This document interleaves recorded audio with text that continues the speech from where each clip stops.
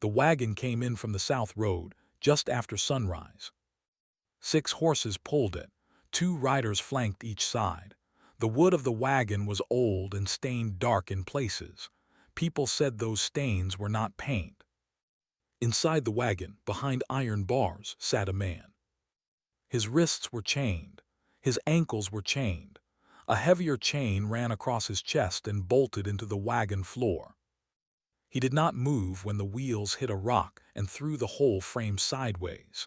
He did not look up when a child ran out into the street and was pulled back by his mother. He just sat there, quiet, like a thing that had already accepted what was coming. The town was called Red Hollow. It sat in a low cup of land in southern Colorado, where the wind came down off the mountains and never quite let go of the cold.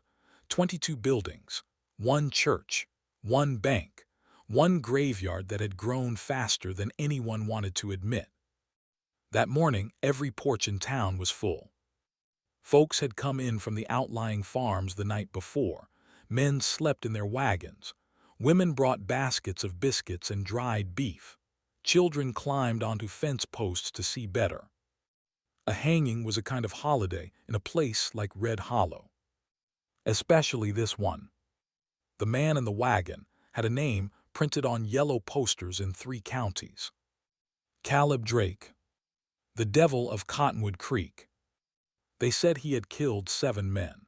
They said he had burned down a freight depot in Pueblo. They said he had robbed the Denver stage twice in the same winter and left a marshal bleeding in a snowbank. They said a lot of things. Most of them the people of Red Hollow believed. Sheriff Thomas Bennying rode in front of the wagon. He was a heavy man in his 50s with a face that had not smiled in a long time. He kept his eyes on the gallows that had been built in the middle of the main street. The gallows were new. The wood was still light. You could still smell the cut pine. Mayor Silas Trent stood on the porch of the bank in a clean black coat. He nodded once to the sheriff as the wagon passed. The sheriff nodded back. The crowd was thick by the time the wagon rolled to a stop in front of the gallows. 2 deputies climbed up. They unbolted the chest chain. They dragged Caleb Drake out of the wagon by his shoulders. He stumbled when his feet hit the dirt. But he did not fall. He stood up slowly. He was tall, broader than the deputies expected. His shirt had been dark blue once. Now it was the color of old blood and trail dust.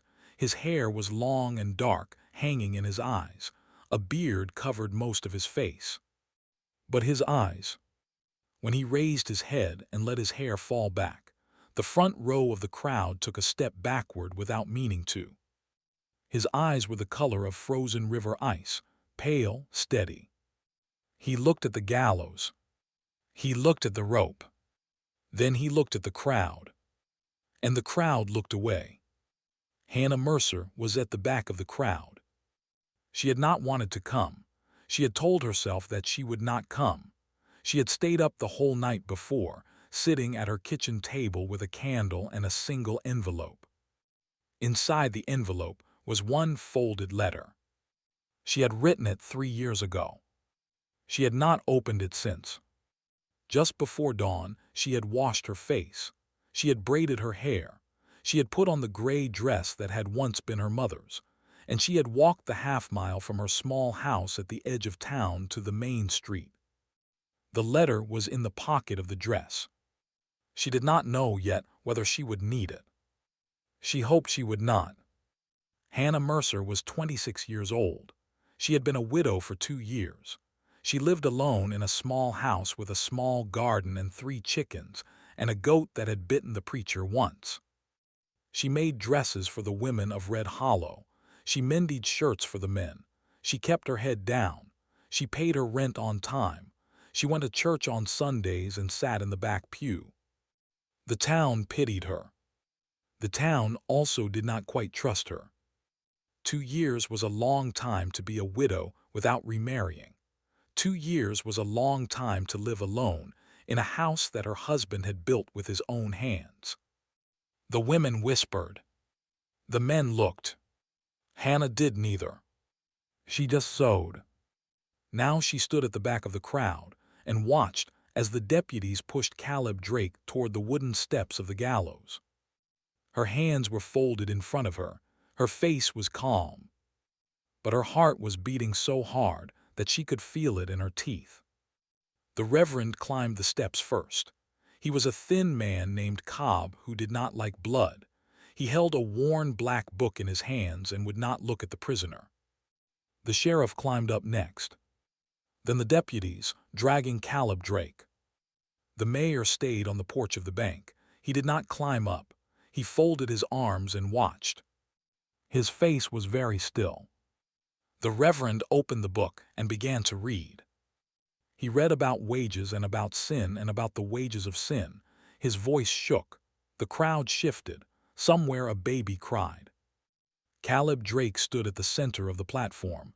He looked out over the crowd. He did not seem afraid.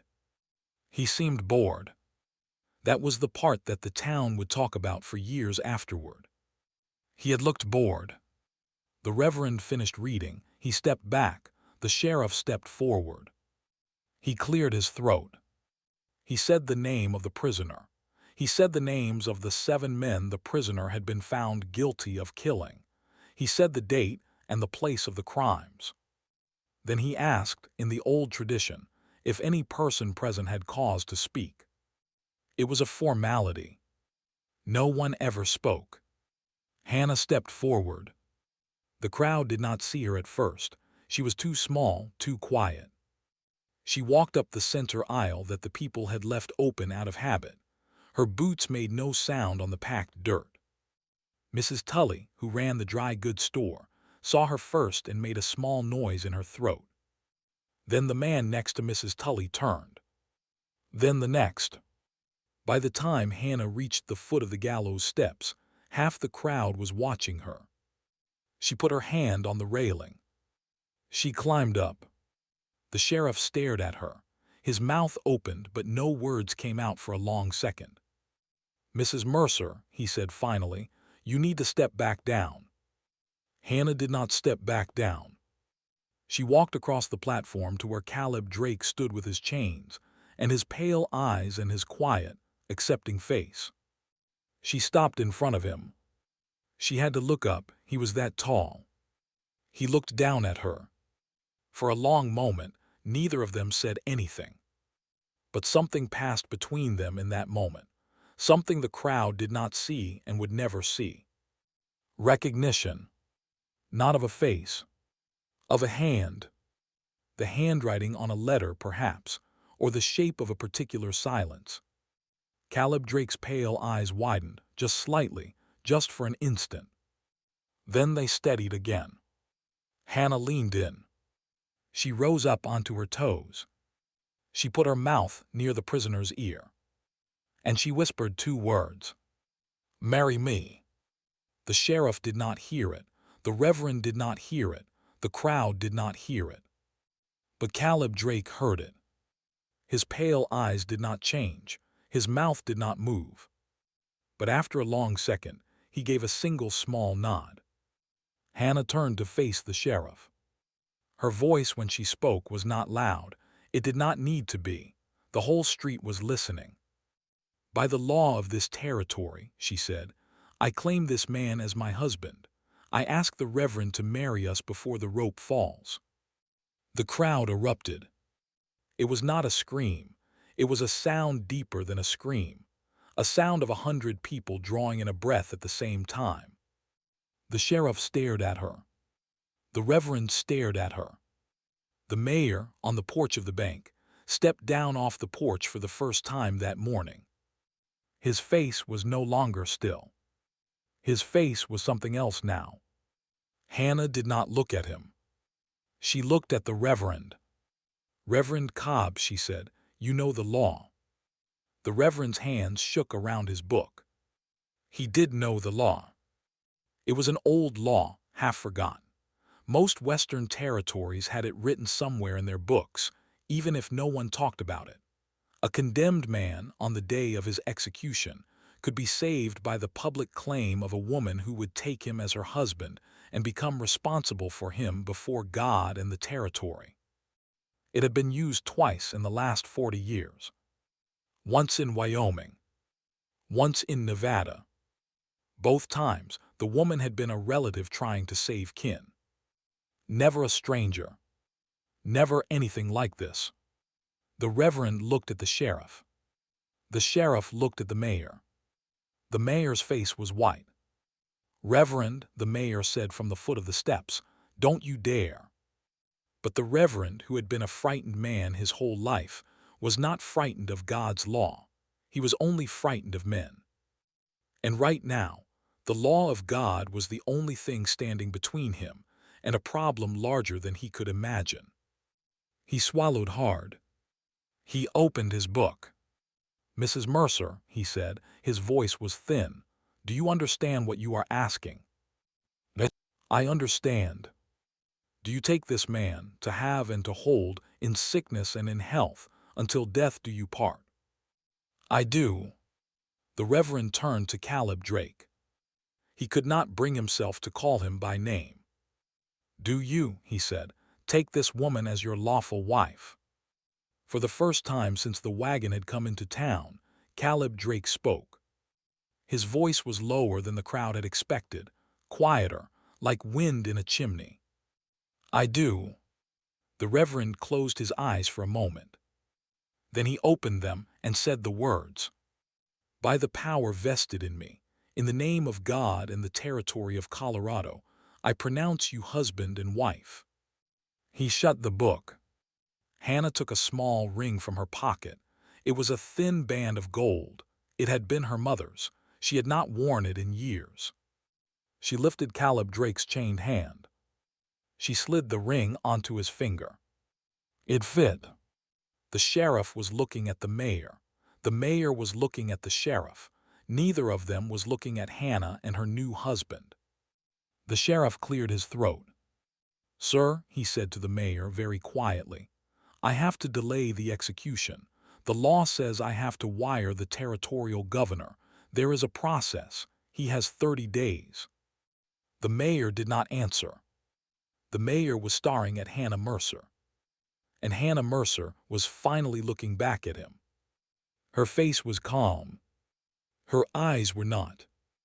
Mayor Silas Trent had known Hannah Mercer for 9 years. He had known her husband Eli for 14. He had been the one who had given the speech at Eli's funeral 2 years ago. He had never seen her look at him the way she looked at him now.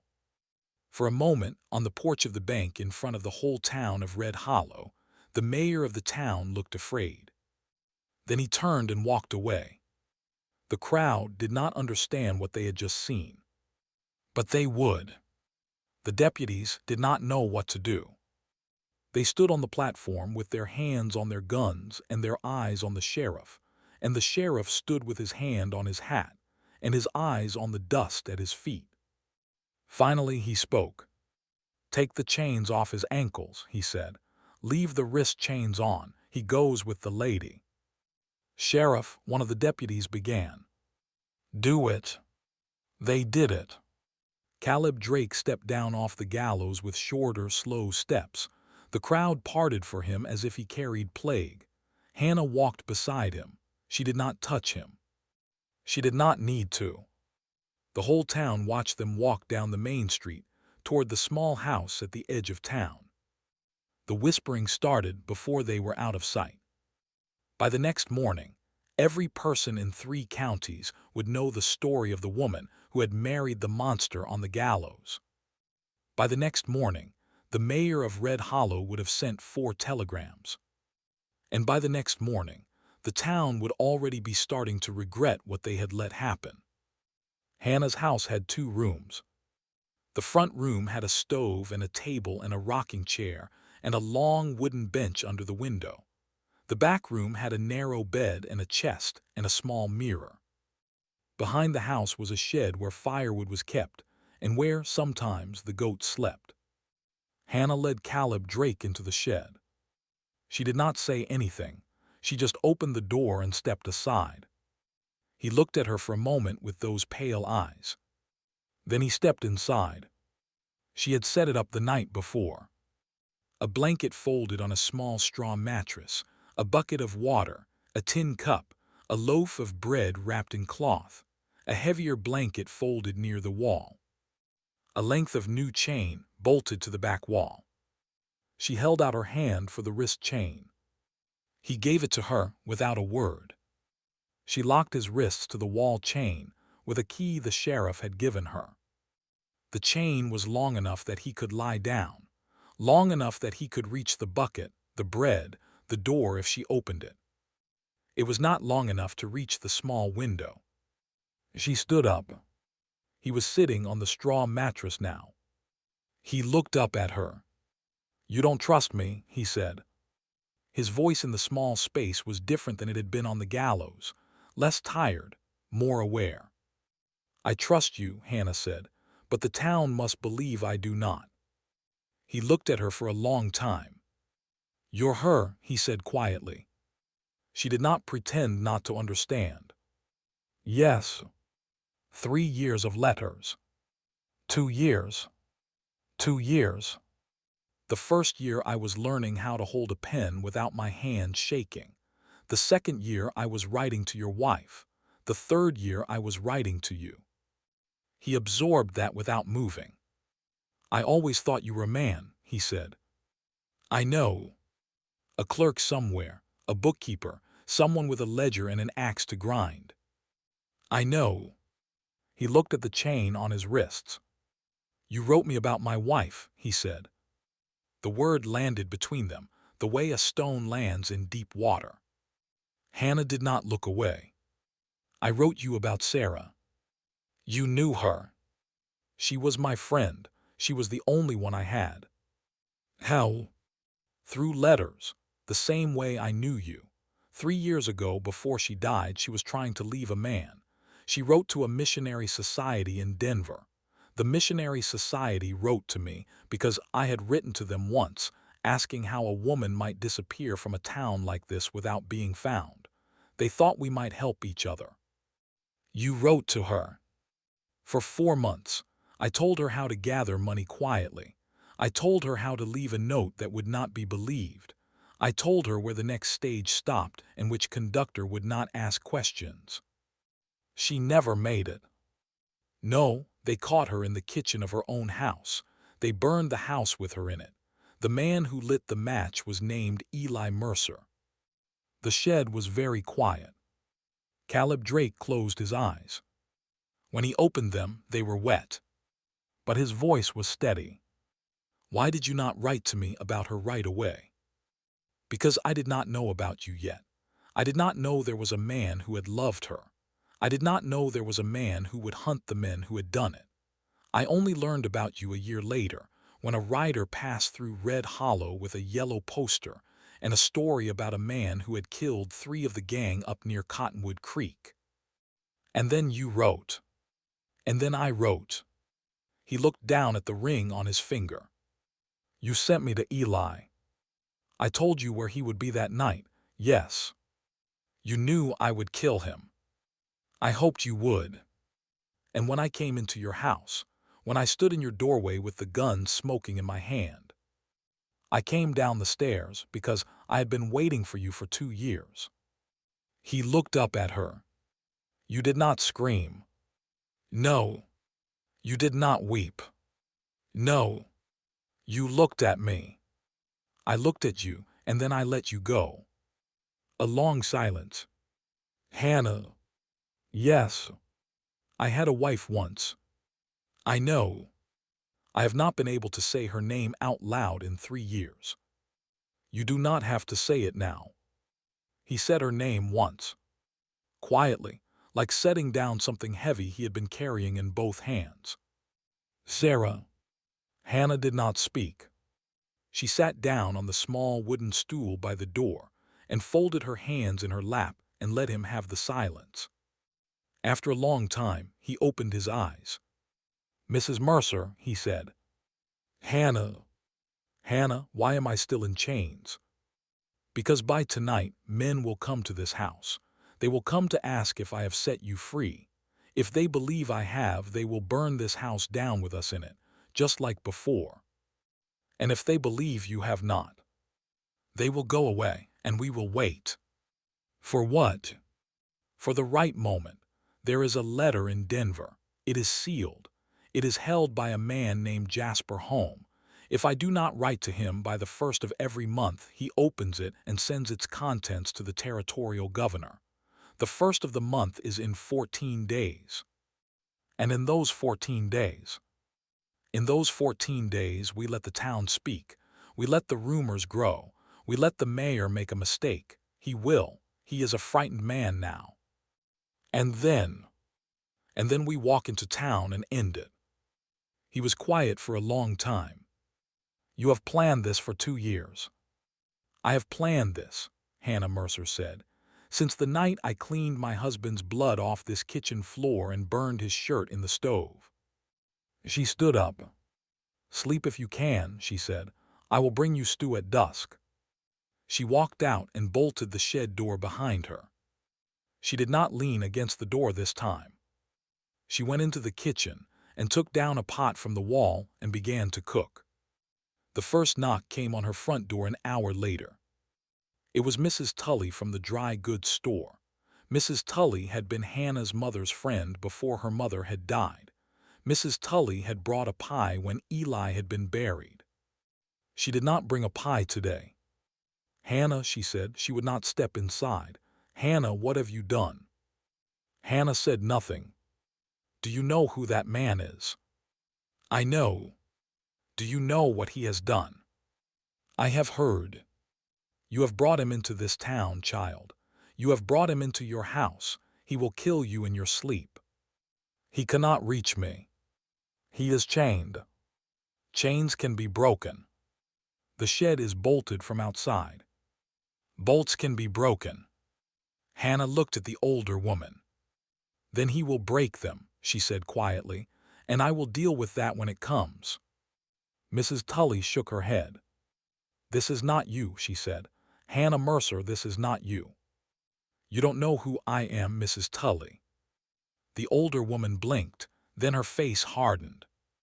No, she said, maybe I don't. She turned and walked back down the path. Hannah closed the door. She locked it. She walked to the stove and stirred the pot. Her hand was steady now. She had cried herself out, she thought, a long time ago. The second knock came at sundown. It was Sheriff Bennying. He stood on her porch with his hat in his hands, and his face heavy with something that looked almost like apology. Hannah, he said, may I come in? She let him in. He sat at her table. She poured him tea. He did not drink it. I have wired the governor, he said. He should respond within the week. The execution has been suspended for 30 days, pending federal review of the marriage. I know the law. There is talk in town. I expected that. The sheriff looked at her. Sheriff Bennying was not a kind man exactly. He was a tired man. He had buried his own wife 6 years ago. He had 2 grown sons who lived in Kansas. He kept his mouth shut about most things and arrested people only when he was forced to. He had liked Eli Mercer. He had pitied Hannah Mercer. He did not know what to do with this woman, now sitting across from him. Why, he said. She did not answer for a long time. My reasons are my own, Sheriff. Hannah, this man has killed. Has he? The sheriff stopped. What? You said he has killed 7 men, has he? There are warrants, there are witnesses, there is a federal marshal. Where is the marshal? The sheriff did not answer. The federal marshal who chased Caleb Drake for a year, Hannah said. Marshal Robert Ashe. Where is he, Sheriff? He is, I do not know where he is currently. He is dead. The sheriff stared at her. How do you know that? Hannah did not answer. She stood up. She walked to the small chest by the wall. She opened it. She took out a folded piece of paper. She handed it to the sheriff. It was a telegram. It was 11 months old. It was addressed to Eli Mercer of Red Hollow, Colorado, and it was signed only with the letter T. It said only 6 words. Ashes down, job is done. The sheriff read it twice. His face changed. Where did you get this? In my dead husband's coat, the day after I buried him. The sheriff put the telegram down on the table very carefully, as if it might break. Hannah, he said, his voice was different now. Do you know what you are saying? I know. Eli Mercer was a deacon of the church. He was a good man. Eli Mercer, Hannah said, was the worst man I have ever known. The sheriff was quiet for a long time. Outside, the wind picked up. It rattled the shutters. Somewhere far off, a coyote called. Who is T? The sheriff finally said. I think you can guess. Hannah. I want you to leave now, Sheriff. But before you do, I want you to ask yourself a question. He waited. Eli Mercer was killed in this house, she said. In this kitchen, 2 years ago this winter, he was shot in the chest. The doctor wrote fever on the certificate. You were the man who came to take the body. You stood right where you are standing now, and you did not ask me a single question. The sheriff closed his eyes. I knew, he said. You suspected.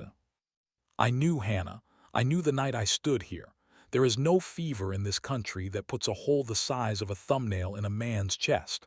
I knew. And you said nothing. I said nothing. Why? The sheriff opened his eyes. Because I had buried my wife 6 years ago, Hannah, and I had heard things in this town that I had not wanted to hear. And because the night I came to this house, I saw your wrist. She did not move. There was a bruise on your wrist the size of a man's hand. It was old. It was yellow at the edges. There were others under your sleeve. I have been a sheriff for 22 years, Mrs. Mercer. I know what an old bruise looks like. Hannah's eyes were very bright. And you wrote fever, she said.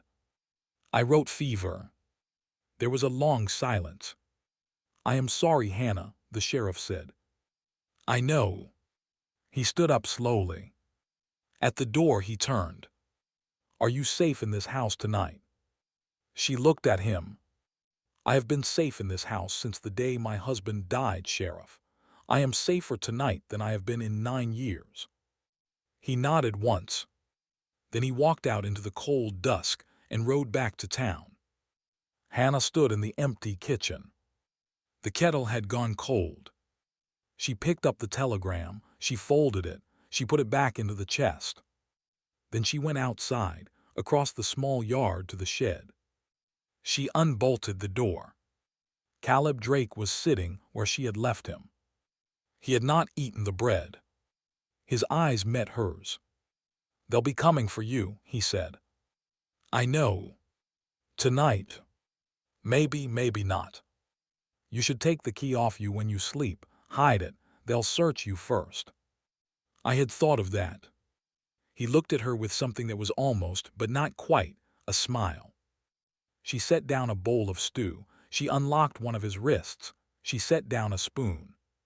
He ate. She watched him. When he was done, she locked his wrist again. She took the bowl. She walked to the door.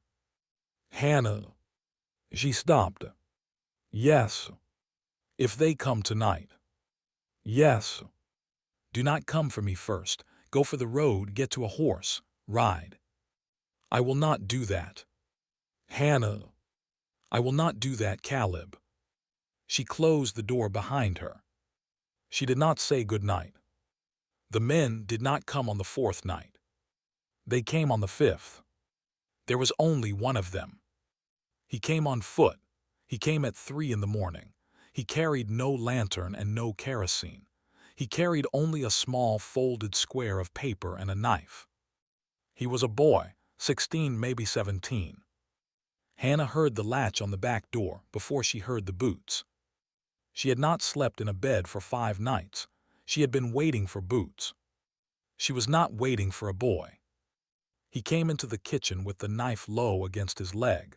The moonlight through the window showed his face. He had the mayor's chin. He had the mayor's eyes. Hannah had not known the mayor had a son. The mayor had not until 8 months ago, when a woman in Pueblo had died, and a boy with no last name had been brought to Red Hollow in a black coach at midnight and put in a small room above the bank. The boy stopped in the middle of the kitchen. He saw Hannah in the rocking chair by the window with the gun in her lap. He did not raise the knife.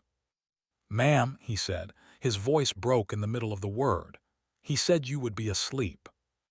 "I have not slept in 5 nights. He said you killed my father's friends."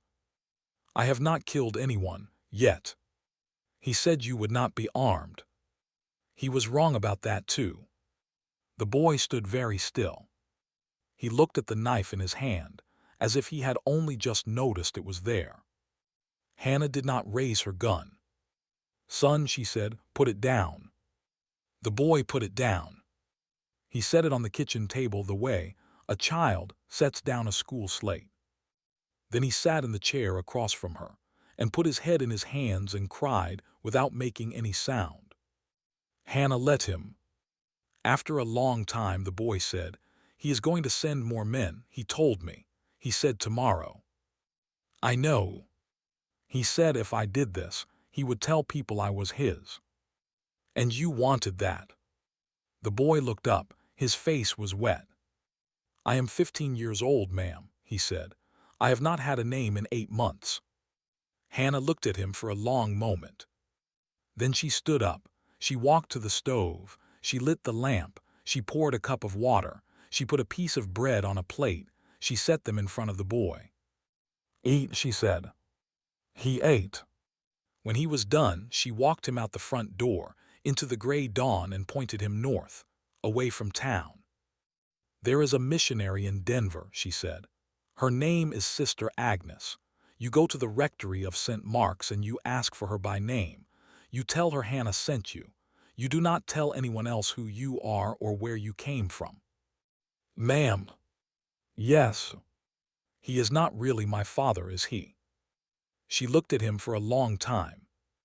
"No, son," she said, "he is not." The boy walked north up the road in the gray light. He did not look back. When Caleb came in from the shed at first light, Hannah was sitting at the kitchen table with the boy's knife in front of her and the boy's untouched chair pushed in. She did not say anything for a long time. Caleb did not ask. Finally she said, "He sent a child." Caleb closed his eyes. "Then we do not wait," he said. "No. Tonight. Tonight." The day passed slowly. Hannah did not cook, she did not sew.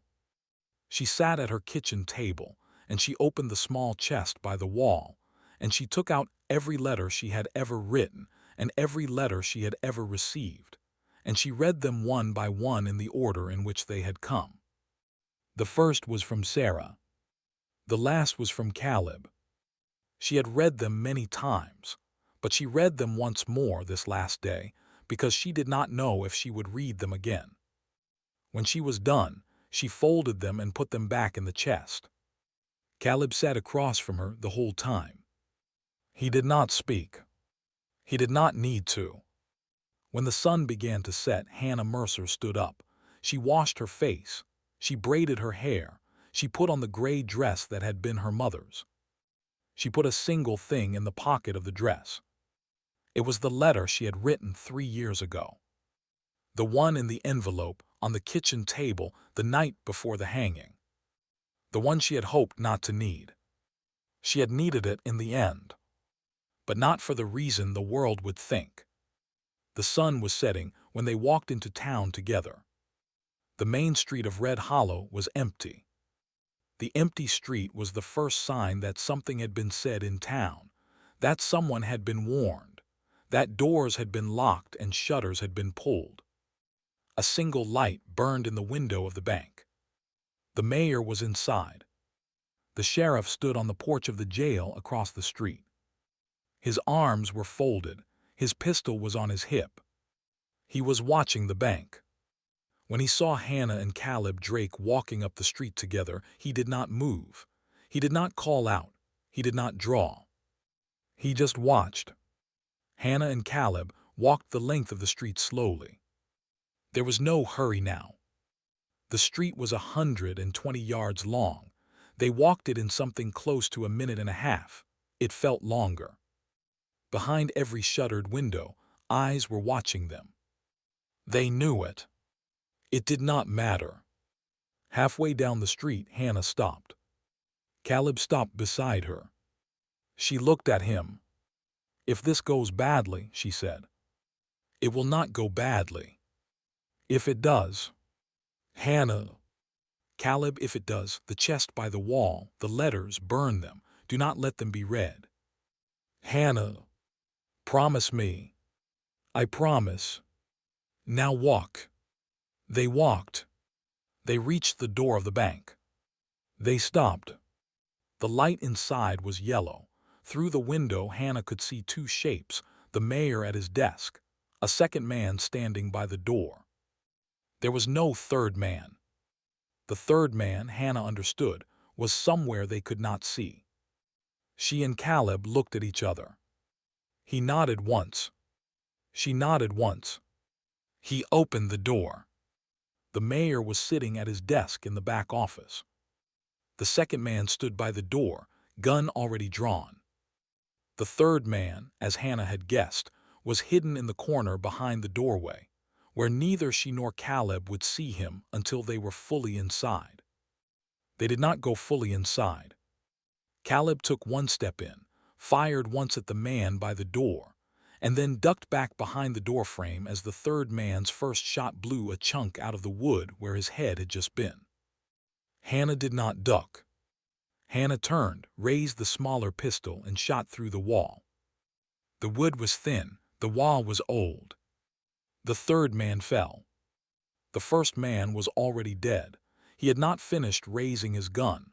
The shot Caleb had taken had been clean. 2 seconds. 2 bodies. The mayor sat behind his desk. He did not move. He did not draw the pistol that everyone in the room knew was in the top right drawer. He looked at Hannah Mercer. Hannah Mercer looked at him. Outside on the porch of the jail, the sheriff did not move. The bank was very quiet. The two of them in the yellow lamplight, with 2 dead men on the floor and 1 dead man through the wall, looked at each other across 9 years and a kitchen floor and a burned house in another county and 1,000 small things the town had not seen. "Silas," Hannah said. "Hannah, stand up.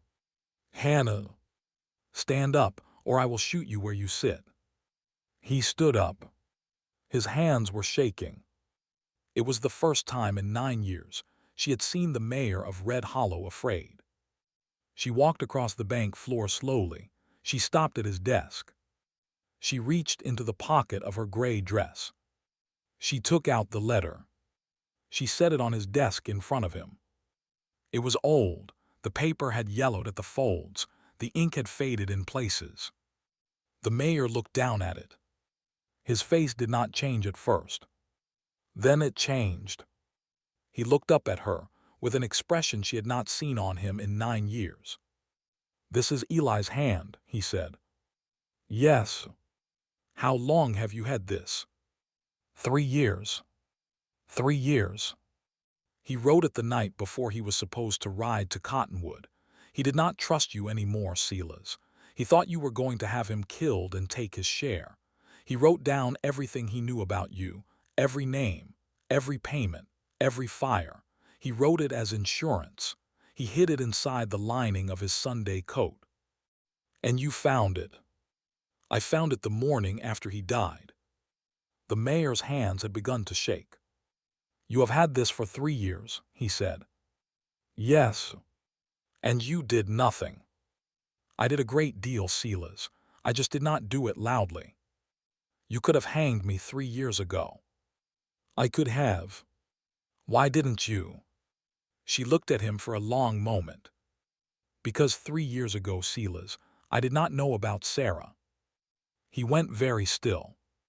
3 years ago, All I had was a husband I was glad to be rid of, and a town that had let him beat me in plain sight for 9 years, and a piece of paper that would have hanged the mayor and saved no one. 3 years ago, I would have used it as a deed. I would have walked into this bank and told you to leave Red Hollow forever, and you would have, and I would have been free, and that would have been the end of it. Then why are you here now?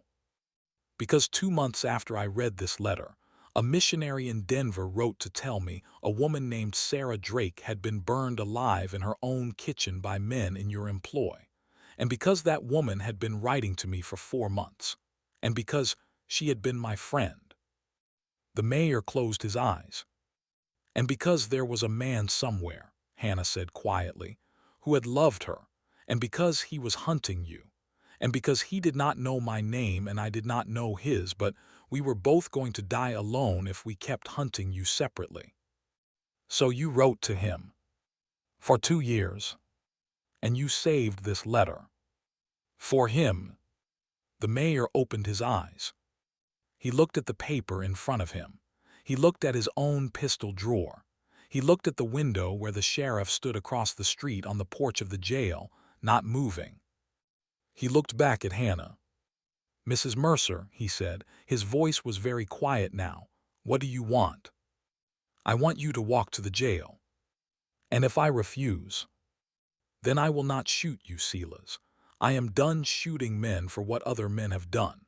I will simply walk out of this bank with this letter in my hand, and I will read it aloud on the steps of the courthouse in Denver tomorrow morning, and you will be hanged within the year. The choice of how that ends is the only choice you have left. The mayor sat at his desk for a long time. Hannah did not move. Caleb did not move. Outside on the porch of the jail, the sheriff did not move. After what felt like a very long time, Mayor Silas Trent stood up. He did not look at Hannah. He walked out of the bank and across the street and up the steps of the jail, and he held out his wrists to the sheriff without being asked. The sheriff locked him in the cell himself. Hannah picked the letter up off the desk. She folded it. She put it back into the pocket of her dress. She had carried that letter for 3 years. She had carried it through 9 months of grief and a year of letters to a man she had never met and 4 nights of waiting in a rocking chair with a gun in her lap. She would carry it for the rest of her life. She would never read it again. She would never need to. It was not the letter that had saved her. It was what she had done with the 3 years she had owned it. The next morning, 2 riders from Denver came up the road. They were federal men. They had been sent in answer to Hannah's first quiet letter to the territorial governor, mailed through Jasper home a week before the hanging, with copies of 3 pages from a much older confession written in a hand the governor's office had been waiting 9 years to identify. The riders took the mayor away in a wagon. They opened the bank. They opened the records. They opened the deed registry. They opened the church ledgers, where the donations of 9 years had been written in a hand that everyone in town had thought was the hand of a generous man. The town of Red Hollow did not regret the marriage all at once. It regretted it slowly in pieces. It regretted it the morning the federal men took the mayor away. It regretted it the afternoon the bank was opened, and the records were carried out in 3 trunks. It regretted it the evening Mrs. Tully, who had said this is not you, came to Hannah's porch with a pie and could not look her in the eye. It regretted it a week later, when the names of the families who had been burned out of their homes across 3 counties began to be read out at the territorial courthouse, and the town learned that some of those families had been their own neighbors, who had been called drifters and runaways and forgotten. It regretted it most of all on the morning that the deed records came back from Denver, and the people of Red Hollow learned exactly how much of their town had been quietly bought, over the course of 9 years, by the hand of one man. The man they had called their mayor. The man they had called their friend. The man whose name had been on the church wall as a benefactor in gold lettering. That gold lettering was scraped off in the second week. The wood underneath was the color of old blood and old silence. There was a third name read out at the courthouse that no one in Red Hollow had expected. A woman's name, Sarah Drake, of Cottonwood County, burned alive in her own kitchen 3 years prior by men in the employ of Mayor Silas Trent of Red Hollow, Colorado. When that name was read, an old woman in the third row of the courtroom began to weep silently. It was Mrs. Tully. Mrs. Tully had not known. Sarah Drake had been her cousin's daughter. Mrs. Tully went home to Red Hollow that evening and sat in her kitchen for a long time without lighting the lamp. The next morning, she walked to Hannah Mercer's house with a pie. This time, Hannah let her in. They did not speak about it for a long while. When they finally did, Mrs. Tully was the one who cried. Hannah was the one who held her. Hannah Mercer did not stay in Red Hollow. She did not leave right away. She waited until the trial was over. She testified for 3 days in a Denver courtroom. She wore the gray dress. She did not cry. When the sentence was read, she stood up and walked out without looking at the mayor. He did not look at her either. He had not looked at her since the night in the bank. Caleb Drake's case was reviewed by the federal court. The charges were dismissed. The warrants were withdrawn. The yellow posters were taken down off the walls of 3 counties. The court would not call him innocent. Courts rarely do, but it called him a free man, and that was enough. In the spring, he and Hannah loaded a small wagon. The chickens went to Mrs. Tully. The goat went to the schoolteacher's son, who had always liked her. The house was sold for less than it was worth because Hannah did not want to wait. The small chest with the letters and the few other papers went into the back of the wagon. The gold ring stayed on Caleb Drake's finger. They rode north. They did not say where they were going. In the back of the wagon, wrapped in oilcloth, was a small wooden box. Inside the box was a lock of dark hair. It had belonged to a woman named Sarah. Caleb had carried it for 3 years. Hannah had carried Sarah for 3 years too, in a different way. There is a small hill in Wyoming where a young aspen tree was planted in the spring of the year after. If you walk up the hill in the late afternoon, in the slanted gold light that comes off the river below, you will see 2 old initials cut shallow into the bark. S. And under the S, in the same hand, in smaller letters, 2 more. H. The H is for Hannah, but it is also for a promise. There is no marker, there is no grave, the tree is not on any map. But the tree is still there. It has grown tall. Sheriff Thomas Bennying lived another 9 years. He did not become a kind man. He became, perhaps, a fair one. He kept a small framed telegram in the top drawer of his desk. It said only 6 words. He never showed it to anyone. He never had to.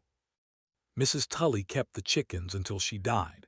She also kept a small framed photograph of a young woman with dark hair in a kitchen in Cottonwood County on the wall above her counter, where every customer who came in could see it. When asked who the young woman was, she would say, "My cousin's girl, Sarah." She was burned out by men who thought no one would remember her name. People remembered her name in Red Hollow after that. Mayor Silas Trent was hanged in Denver on a clear morning in late summer. There was no woman to whisper to him. Somewhere up north, a 15-year-old boy with no last name worked a quiet job in a quiet town for a missionary named Sister Agnes. He grew tall. He grew kind. He never told anyone where he had come from. But on the 1st of every month, for the rest of his life, he sent a small handwritten letter to a woman named Hannah, somewhere in Wyoming, signed only with a single letter that was not his father's name. The gallows in the middle of the main street of Red Hollow were torn down. The wood was used to build a small extension on the church. The reverend, who had married a woman to a chained man on a public platform in front of the whole town, never spoke of that day again. But on Sunday mornings, when he stood at the pulpit, He sometimes looked out over his congregation and held his black book a little tighter than he used to. The town of Red Hollow did not put up a marker for what had happened. But on quiet nights, when the wind came down off the mountains and the lamps were turned low, the older folk of Red Hollow would sometimes tell the younger ones the story of the morning. A quiet seamstress had walked up the steps of a gallows and said 2 words to a man in chains. 2 words. Marry me. They would say that the town had laughed at first, that the town had been afraid, that the town had hated her for it, that the town had regretted it before the sun went down. But they would also say, if you sat with them long enough and let the silence stretch, that there was another regret deeper than the first. A regret that had nothing to do with the monster on the gallows. A regret that had to do with all the small kindnesses the town had not given a quiet woman in a gray dress over the years. All the questions the town had not asked. All the bruises the town had not seen, because it had been easier not to look. The town had thought it was watching a hanging that morning. It had been watching something else. It had been watching a woman walk 100 yards down a dirt street with her hands folded in front of her and her heart beating in her teeth. It had been watching her finally choose. And the man in the chains, the one with the pale eyes and the quiet face, he had not been the monster the town thought he was. The monster had been on the porch of the bank in a clean black coat the whole time. The town had simply been looking the wrong way. The man in chains had loved a woman named Sarah. The woman in the gray dress had loved her, too, in her own quiet way, through letters that nobody else had ever read. And on the morning Hannah Mercer walked up those gallows steps, she had not been losing her mind, and she had not been bewitched, and she had not been mad with grief. She had been keeping a promise to a friend who had died in a kitchen 3 years before. A promise to herself, made in the dark of a house she had once been afraid to walk through. A promise to a man she had never met, who had been hunted across 3 counties for crimes that were not all his, and who had killed her husband with a steady hand on a winter night and walked away without ever asking her name. She had been keeping her promise, and the man in the chains had been keeping his. It was not the letter that had saved her. It was what she had done with the 3 years she had owned it. The story you are following contains many fictional elements recreated with the aid of artificial intelligence. Please listen with your own consideration and feelings. These fictional details are not intended to change history, but to evoke the spirit of the old Wild West, where people had to live amidst harsh conditions, make difficult choices, and accept the consequences. Through this story, I only hope to share some valuable lessons about courage, quiet strength, and the price of looking the other way, things that remain relevant even as time passes. If this tale moved you, leave a number 1 in the comments, and if it feels right, you are welcome to subscribe. I love you all, the esteemed audience of the best Wild West stories.